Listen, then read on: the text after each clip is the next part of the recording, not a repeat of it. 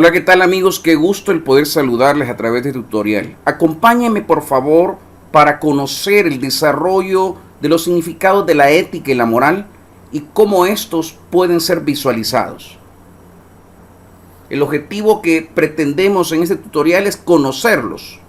La meta es observar estas concepciones y al final queremos lograr la competencia de que usted pueda identificar estas concepciones y pueda tener claridad de lo que es la ética y de lo que es la moral. Acompáñenme entonces a ver un poco más. Cuando hablamos sobre la ética, tenemos que mencionar que la misma es la disciplina que busca fundamentar racionalmente lo que debemos hacer para lograr el perfeccionamiento de cada ser humano, de cada organización, de cada empresa y por supuesto del conjunto de la sociedad.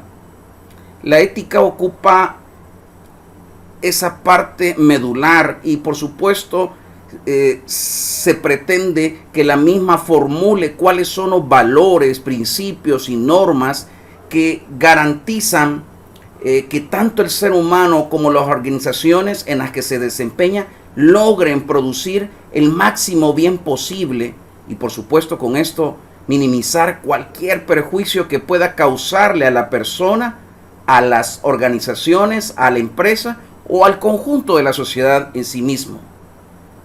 Cuando hablamos de la ética, estamos hablando de esa parte esencial, de esa filosofía empresarial y por lo mismo que nos indica y que nos detalla cuál es ese proceso sistemático que debemos seguir.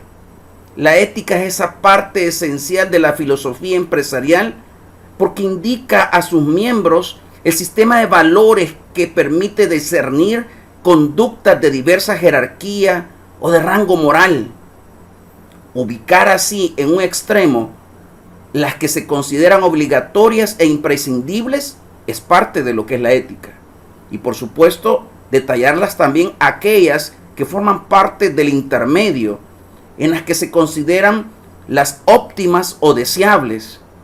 Y el otro extremo también nos permite visualizar las que se consideran prohibidas o reprobables porque degradan o perjudican a la persona o a la organización o al conjunto de la sociedad.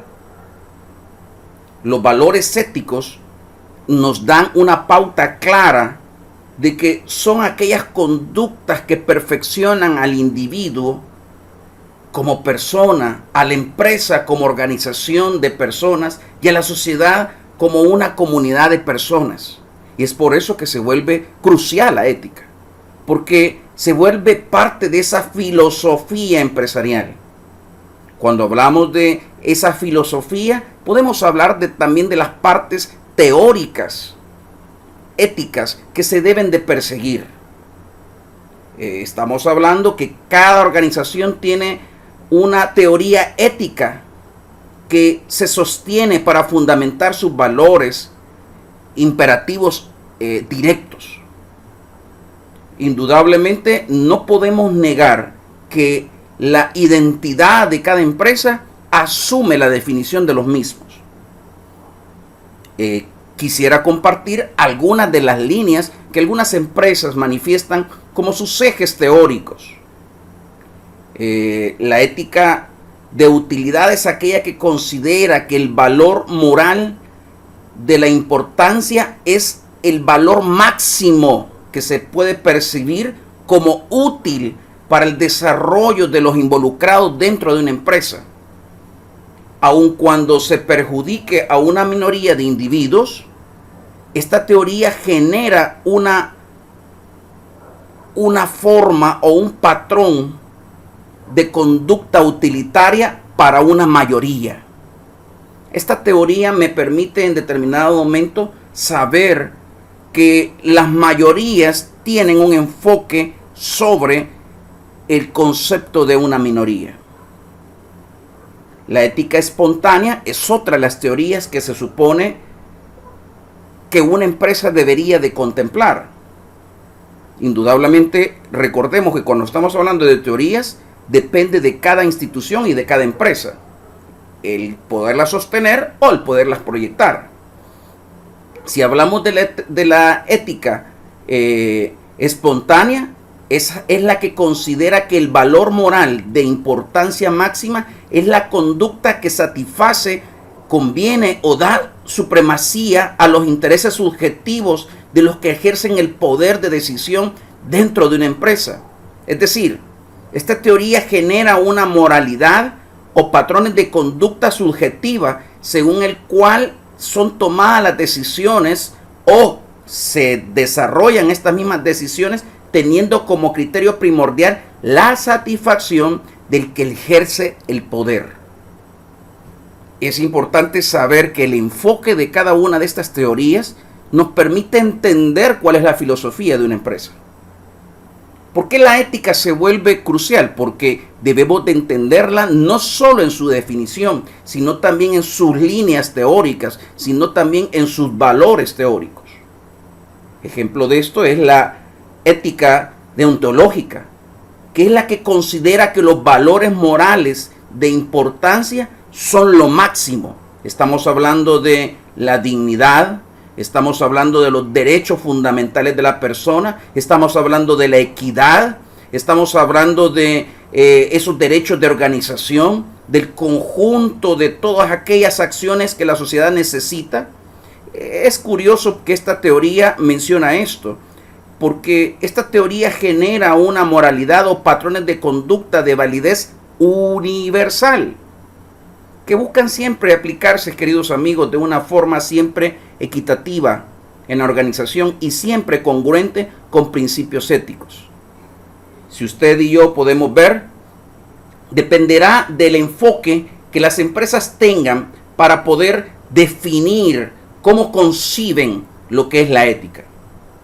Indudablemente las teorías son parte de la misma y no podemos hablar de una totalidad de las mismas, sino que podemos hablar de una simbiosis que pasa por la misma. La ética es una de las tantas ramas de la filosofía y es aquella ciencia que nos permite entender las causas de los comportamientos de los actos humanos. Indudablemente es científica, ya que existe la sistematización, la organización y está sujeta a la comprobación.